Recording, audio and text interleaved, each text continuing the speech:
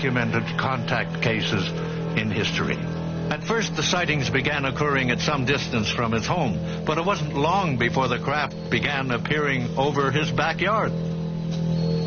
This amazing video footage shows a glowing disc approximately 9 feet in diameter hovering just feet from his house. In a blink of an eye, the craft disappears. Once the footage is slowed down, we can clearly see the craft dematerialize frame by frame. Adrienne's contact case took place over a period of several years and was never reported to the authorities for fear of ridicule and reprisals.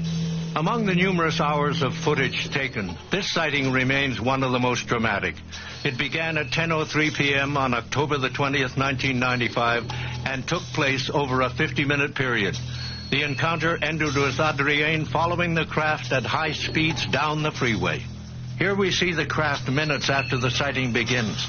This extraordinary footage has never been broadcast and is being shown here for the first time. Clearly, we can see the craft hovering silently over the homes below.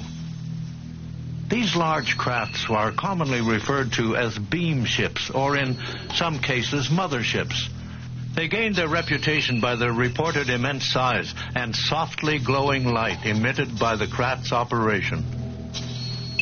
Approximately 38 minutes into the sighting, the ship began hovering away from his house.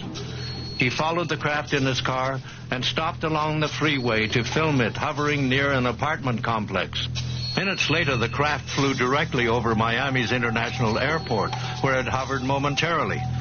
The ship then flew into a residential area and accelerated out of sight. As the craft emerged from a wooded field, he was able to continue videotaping, but it wasn't long before it began accelerating again. While pacing it at over 50 miles an hour, it flew off out of sight. This slow-motion enhancement clearly shows the craft as it's speeding along the shoreline. To this day,